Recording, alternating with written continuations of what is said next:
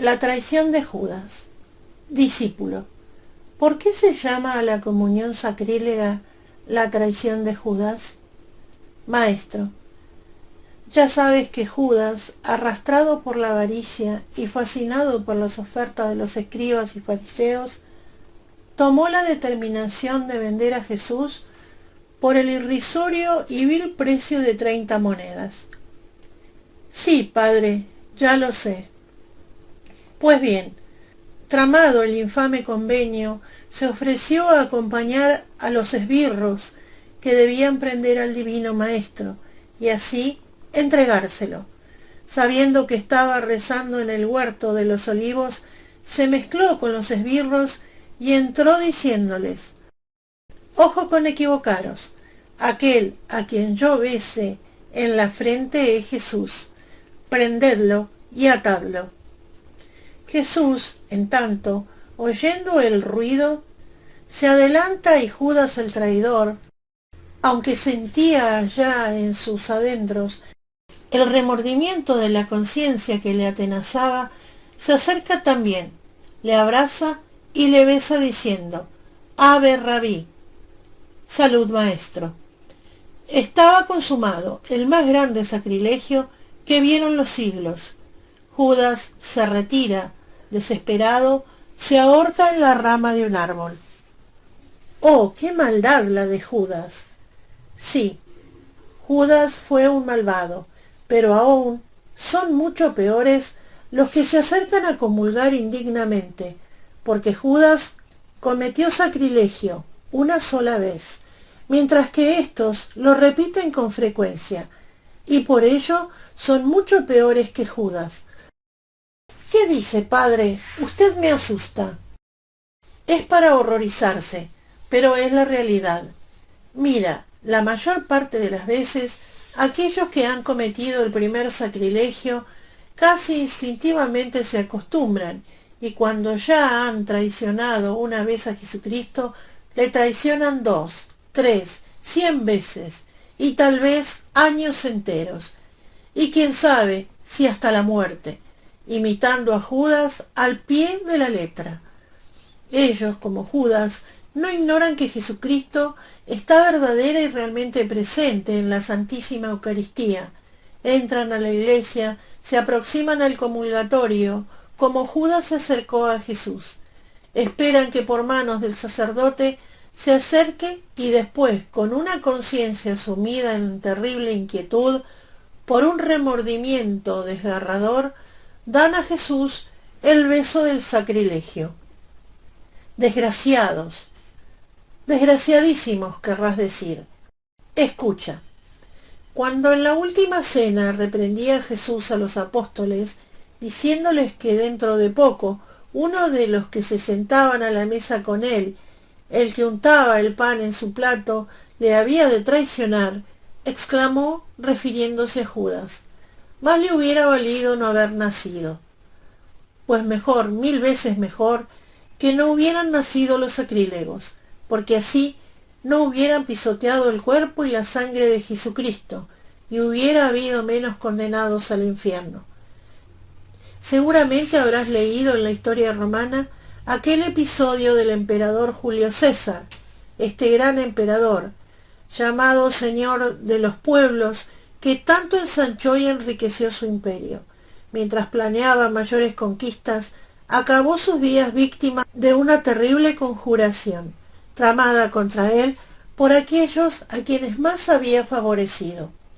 Cabecilla de aquella conjuración fue un tal Bruto, considerado por César como hijo, y a quien había distinguido con honores y recompensas. Cuando César se vio asediado por los rebeldes, que puñal en alto querían matarle, y sobresaliendo entre ellos los primeros su querido Bruto, blandiendo el puñal, exclamó: Bruto, también tú, hijo mío, y cubriéndose la cara con un manto, cayó atravesado por 23 puñaladas. Pues bien, cada vez que Jesús ve a un sacrílego acercarse a la Sagrada Comunión, cubriéndose el rostro, exclama terriblemente angustiado: también tú, cristiano, mi redimido, precio de mi sangre, queridísimo hijo mío, ¿también tú me traicionas? ¡Qué horror, Dios mío! ¡Qué horror! ¿Quiénes son? Discípulo.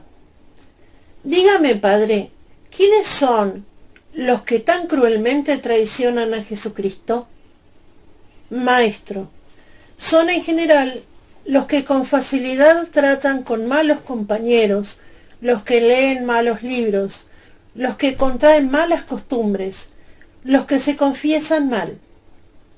Luego, lo mismo que en la confesión, lo del demonio mudo, o sea, el demonio de la impureza. Esto mismo precisamente. Volvemos al mismo tema. Siempre ha sido la impureza el demonio que arrastra a las peores consecuencias. Los deshonestos se ven cegados por sus bajas pasiones.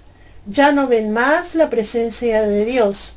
No oyen a Dios, que les amonesta.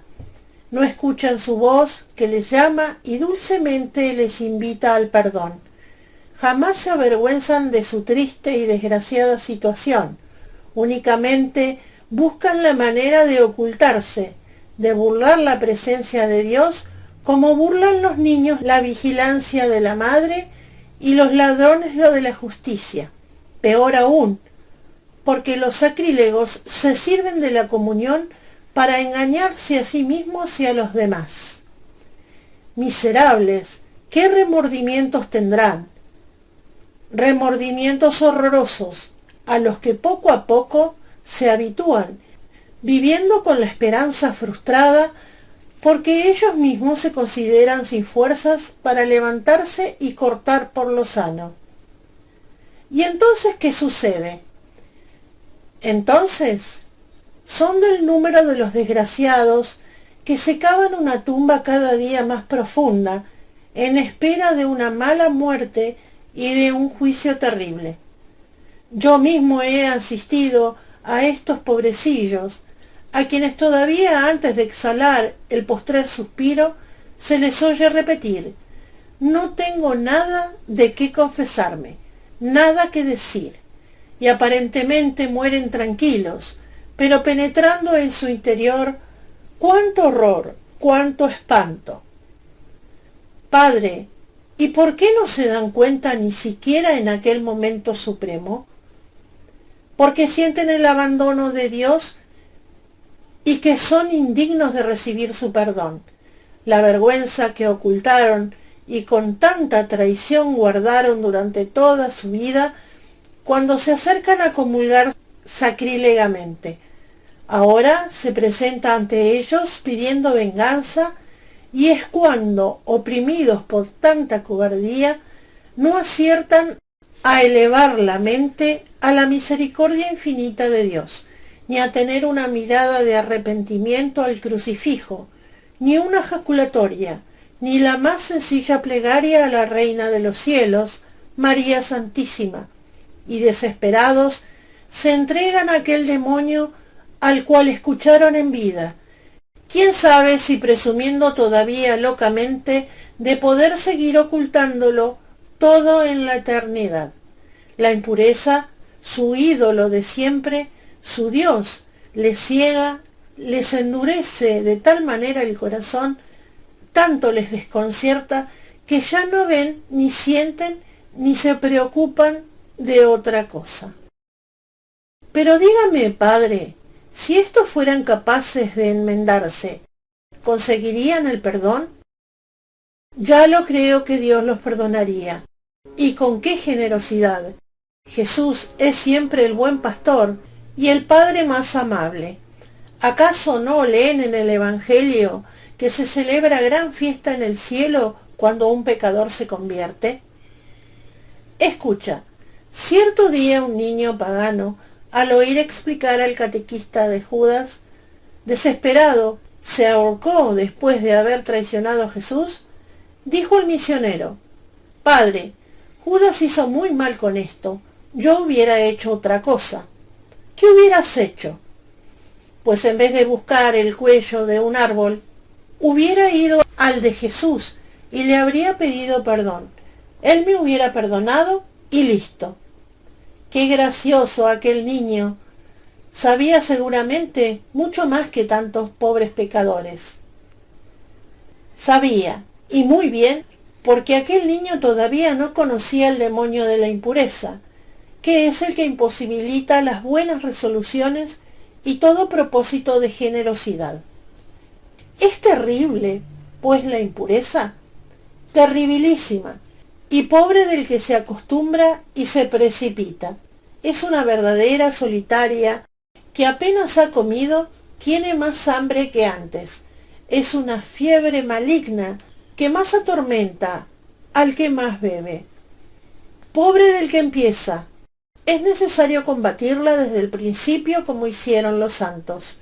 Se cuenta de San Francisco de Sales que escupió en la cara de una mujer que le tentó, y de Santo Tomás, que la ahuyentó con un tizón encendido.